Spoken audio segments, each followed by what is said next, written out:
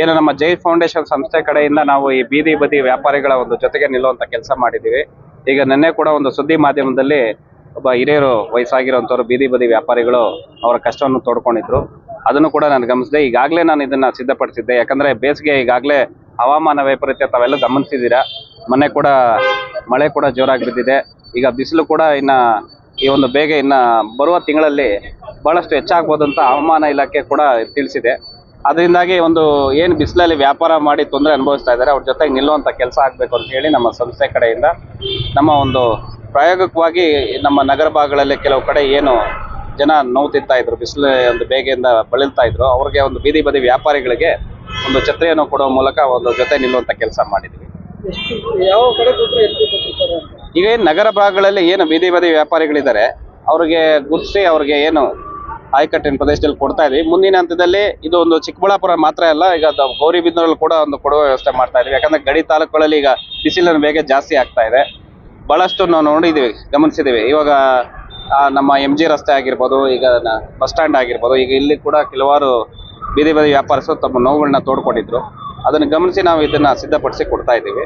ಮುಂದಿನ ದಿನಗಳಲ್ಲಿ ದೊಡ್ಡಬಳ್ಳಾಪುರ ತಾಲೂಕಲ್ಲೂ ಕೂಡ ಕೊಡಬೇಕು ಅಂತ ಆಲೋಚನೆ ಮಾಡಿದ್ದೀವಿ. ನಮ್ಮ ಕೈಲಾದ ಮಟ್ಟಿಗೆ ನಮ್ಮ ಸಂಸ್ಥೆ ಕಡೆಯಿಂದ ಏನು ಮಾಡಬೇಕು ಅದನ್ನು ಮಾಡ್ತಾ ಇದ್ದೀವಿ. ಅದ್ರ ಜೊತೆಗೆ ಈ ಒಂದು ಕಾರ್ಯಕ್ರಮ ಜೊತೆಗೆ ನಾಳೆ ನಮ್ಮ ತಾಯಿಯವರ ಹುಟ್ಟಿದ ಹಬ್ಬ ಶ್ರೀರಾಮನವಮಿ ಕೂಡ ಇದೆ. ಅದೇ ರೀತಿ ಏನು ನಮ್ಮ ತಾಲೂಕಿನಲ್ಲಿ 2000ಕ್ಕೂ ಮೇಲ್ಪಟ್ಟು ಬೀದಿ ಬದಿ ವ್ಯಾಪಾರಿಗಳಿದ್ದಾರೆ, ಅವ್ರ ಜೊತೆ ಒಂದು ನಿಲ್ಲುವಂತ ಕೆಲಸ ಆಗಬೇಕು. ಯಾಕಂದ್ರೆ ಅವ್ರಿಗೆ ಯಾವೊಂದಿನ ವ್ಯಾಪಾರ ದೈನಂದಿನ ವ್ಯಾಪಾರದ ಮೇಲೆ ಅವರ ಜೀವನ ಅವಲಂಬಿತವಾಗಿರ್ತದೆ. ನಾವು ಏನು ನೋಡ್ತಾ ಇರ್ತೀವಿ ಇವತ್ತು ಬಹಳಷ್ಟು ಜನ ಒಂದು ಕಷ್ಟದ ದಿನಗಳಲ್ಲಿ ಅವರು ಒಂದು ಆರೋಗ್ಯ ಸಮಸ್ಯೆ ಆದಾಗ ಯಾರು ಕೂಡ ಅವರು ಕೇಳುವಂಥ ಸ್ಥಿತಿಯಲ್ಲಿ ಇರಲ್ಲ. ಜೈ ಫೌಂಡೇಶನ್ ಸಂಸ್ಥೆ ಕಡೆಯಿಂದ ಮುಂದಿನ ದಿನಗಳಲ್ಲಿ ಅವರೆಲ್ಲರಿಗೂ ಕೂಡ ಒಂದು ಆರೋಗ್ಯ ವಿಮೆ ಒಂದು ಮಾಡಿಸ್ಕೊಡ್ಬೇಕು ಅನ್ನೋದು ನನ್ನ ಒಂದು ಹಂಬಲ ಇದೆ. ಅದನ್ನು ಮುಂದಿನ ದಿನಗಳಲ್ಲಿ ನೆರವೇರಿಸ್ತೀನಿ. ಹಾಗೆ ಅವರ ಒಂದು ಅಸ್ಲಂ ಪಾಷ್ ಅವರು ಯಾರಿದ್ದಾರೆ, ಇವರು ಬೀದಿ ಬದಿ ವ್ಯಾಪಾರಿಗಳ ಸಂಘದ ಅಧ್ಯಕ್ಷರು, ಅವನು ಕೂಡ ಅವರೊಟ್ಟಿಗೆ ಕೂಡ ಮಾತಾಡಿದ್ದೀನಿ. ಅವನು ಕೂಡ ಮುಂದಿನ ದಿನಗಳಲ್ಲಿ ಅತಿ ಶೀಘ್ರದಲ್ಲಿ ಒಂದು ಸಭೆ ಸೇರಿ ಎಲ್ಲರ ಜೊತೆಗೆ ಮಾತಾಡಿ ಅವ್ರ ಕಷ್ಟ ಸುಖನ ಒಂದು ಪರಿಹರಿಸುವ ನಿಟ್ಟಿನಲ್ಲಿ ಜೈ ಫೌಂಡೇಶನ್ ಜೊತೆಗಿರ್ತದೆ ಅಂತ ತಮ್ಮ ಮೂಲಕ ತಿಳಿಸ್ತೀನಿ. ಈಗಾಗಲೇ ಈಗ ಒಬ್ಬ ತಾಯಿಯವರು ಹೇಳ್ತಾ ಇದ್ರು, ಅವ್ರಿಗೆ ಲೈಸೆನ್ಸ್ ಈ ವಿಚಾರ ಯಾಕೆ ಮಾತಾಡ್ಬೇಕಂದ್ರೆ ನಗರಸಭೆ ಅಧಿಕಾರಿಗಳು ನಿರ್ಲಕ್ಷ್ಯ ತೋರಿದ್ದಾರೆ. ಇವತ್ತೇನು ಪ್ರತಿದಿನ ಅವ್ರ ಸುಂಕ ಏನು ಕಲೆಕ್ಷನ್ ಮಾಡ್ತಾ ಇದ್ದಾರೆ, ಏನಾದರೂ ಯಾರಾದರೂ ಈಗ ನಗರಸಭಾ ಅಧಿಕಾರಿಗಳು ಮಾನವೀಯತೆ ಅನ್ನೋದು ಬದುಕಿದ್ರೆ ದಯವಿಟ್ಟು ಈ ಕೂಡಲೇ ಅವ್ರಿಗೇನು ಅವರ ಬಳಿಗೆ ಹೋಗಿ ಒಂದು ಲೈಸೆನ್ಸ್ ಕೊಡುವಂತ ಕೆಲಸ ಮಾಡಿ. ಅವ್ರ ಹತ್ರ ಶುಲ್ಕ ಏನು ಅವ್ರಿಗೆ ಪಾವತಿ ಮಾಡ್ಬೇಕಾದಿಲ್ಲ ಅಂದ್ರೆ ಜೈ ಫೌಂಡೇಶನ್ ಸಂಸ್ಥೆ ಅದನ್ನ ಭರಿಸ್ತೈತೆ. ಕೂಡಲೇ ಅವ್ರಿಗೆ ಒಂದು ಕೊಡಿ, ಅವ್ರಿಗೆ ತೊಂದರೆ ಆಗೋದು ಬೇಡ. ಯಾಕಂದ್ರೆ ಅವ್ರ ಜೀವನ ಒಂದು ದೈನಂದಿನ ವ್ಯಾಪಾರದ ಮೇಲೆ ಅವಲಂಬಿತವಾಗಿರ್ತೈತೆ. ಅಂಥವ್ರ ಮೇಲೆ ನಾವು ಒಂದು ಕಠಿಣವಾಗಿ ವ್ಯವಹರಿಸೋದು ತಪ್ಪಂತ ನನ್ನ ಭಾವನೆ. ಅದಕ್ಕಾಗಿ ಈಗ ಏನು ನಗರಸಭೆಯವರು ನಾನು ಮನವಿ ಮಾಡ್ಕೊತೀನಿ, ಸಂಬಂಧಪಟ್ಟ ಅಧಿಕಾರಿಗಳಾಗಿರ್ಬೋದು, ಹೆಲ್ತ್ ಇನ್ಸ್ಪೆಕ್ಟರ್ ಆಗಿರ್ಬೋದು, ಕೂಡಲೇ ಏನು ಲೈಸೆನ್ಸ್ ಯಾರ್ಯಾರಿಗಿಲ್ಲ ಅವ್ರಿಗೆ ಒದಗಿಸ್ಕೊಡೋ ಕೆಲಸ ಮಾಡಿ. ಶುಲ್ಕ ಬೇಕಾದ್ರೆ ಅವ್ರದ್ದು ಶುಲ್ಕ ನಾನು ಏನಿದೆ ನಮ್ಮ ಜೈ ಫೌಂಡೇಶನ್ ಸಂಸ್ಥೆ ಕಡೆಯಿಂದ ನಾನು ಬರ್ಸೋದಕ್ಕೆ ಸಿದ್ಧ ಇದ್ದೇನೆ ಅಂತ ಈ ಮೂಲಕ ರಾಜಕಾರಣಿಗಳು ಶುಲ್ಕ ನಾವು ಬರ್ತೀವಿ ಇದುವರೆಗೂ ಯಾರು ಮುಂದೆ ಬಂದಿಲ್ಲ, ಯಾರು ಬರ್ತಿಲ್ಲ. ನೀವು ಇವಾಗ ಮಾತು ಕೊಡ್ತಾ ಇದ್ದೀರಾ ನೋಡಿ. ನಾವು ಹೇಳಿದ್ದನ್ನೇ ಮಾಡೋದು. ಅದೇ ರೀತಿ ನಾವು ಯಾವ್ದು ನಮ್ಮ ಚೌಕಟ್ಟಿನಲ್ಲಿ ಆಗುತ್ತೋ ಅದನ್ನೇ ಹೇಳೋದು. ಆಗದಿರೋ ಚೌಕಟ್ಟನ್ನ ದಾಟಿ ಹೇಳ್ಬಿಟ್ಟು ಮಾಡದಿರೋ ಅಂತ ಕೆಲಸ ನಾವು ಮಾಡಲ್ಲ. ಜೈ ಫೌಂಡೇಶನ್ ಇಂದ ಗಮನಿಸ್ತಾ ಇದ್ದೀರಾ, ನಾವು ನಮ್ಮ ಒಂದು ಚೌಕಟ್ಟಿನಲ್ಲಿ ನಮ್ಮ ಒಂದು ಪರಿಮಿತಿಯಲ್ಲಿ ಕೆಲಸಗಳು ಮಾಡ್ತಾ ಇದ್ದೀವಿ. ಇಲ್ಲಿ ರಾಜಕಾರಣಿಗಳು ಯಾರು ಇಲ್ಲ, ನಮ್ಮಲ್ಲೆಲ್ಲ ಸಮಾಜ ಸೇವಕರು ಇದ್ದಾರೆ. ಹಾಗೆ ತಮ್ಮ ಮಾಧ್ಯಮದ ಮೂಲಕ ನಾನು ಮನವಿ ಮಾಡ್ಕೊತೀನಿ. ಈಗ ನಾವೇ ಮಾಡೋದಕ್ಕಾಗಲ್ಲ. ನಾನು ಹೇಳ್ತಾ ಇರೋದು ಶುಲ್ಕ ಏನಿದೆ, ಯಾರ್ಯಾರಿಗೆ ಲೈಸೆನ್ಸ್ ಇಲ್ಲ ಆ ಶುಲ್ಕನ ನಾನು ಭರಿಸ್ತೀನಿ ಅಂತ ಹೇಳಿ. ಸುಂಕ 25 ರೂಪಾಯಿ 30 ರೂಪಾಯಿ ನಗರಸಭೆಯವರು ಕಲೆಕ್ಷನ್ ಮಾಡ್ತಾ ಇದ್ದಾರೆ. ಅದನ್ನ ಯಾರು ದೈನಂದಿನವಾಗಿ ಕಟ್ಟಲ್ಲ ಅನ್ನೋದಿಲ್ಲ, ಕೆಲವರು ಕಟ್ತಾ ಇದ್ದಾರೆ.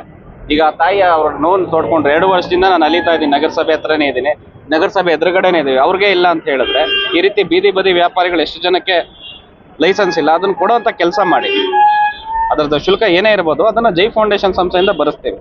ಇಲ್ಲೇನು ನಾವು ಅದನ್ನ ಬೇರೆಯವ್ರ ರೀತಿ ರಾಜಕಾರಣ ತರೋದಿರೋದು ತಪ್ಪಾಗುತ್ತೆ. ಅದೇ ರೀತಿ ಏನು ನಮ್ಮ ತಾಲೂಕಿನಲ್ಲಿ ಸಮಾಜ ಸೇವಕರು ಇದ್ದಾರೆ, ಹಲವಾರು ಜನ ಇದೇ ರೀತಿ ನಮ್ಮ ಒಂದು ಏನು ಬೀದಿ ಬದಿ ವ್ಯಾಪಾರಿಗಳ ಜೊತೆ ನಿಲ್ಲುವಂತ ಕೆಲಸ ಆಗಬೇಕು. ಅವರು ಕೂಡ ಒಂದು ಛತ್ರಿಗಳಾಗಿರ್ಬೋದು, ಅವ್ರ ಕೈಲಾದ ಮಟ್ಟಿಗೆ ಒಂದು ಸೇವೆಯನ್ನು ಮಾಡಿದ್ರೆ ಇಂಥವ್ರ ಒಂದು ಒಟ್ಟಿಗೆ ಜನಗಳ ಒಟ್ಟಿಗೆ ನಾವು ಅಂತ ನಿಲ್ಲೋ ಕೆಲಸ ಆಗುತ್ತೆ.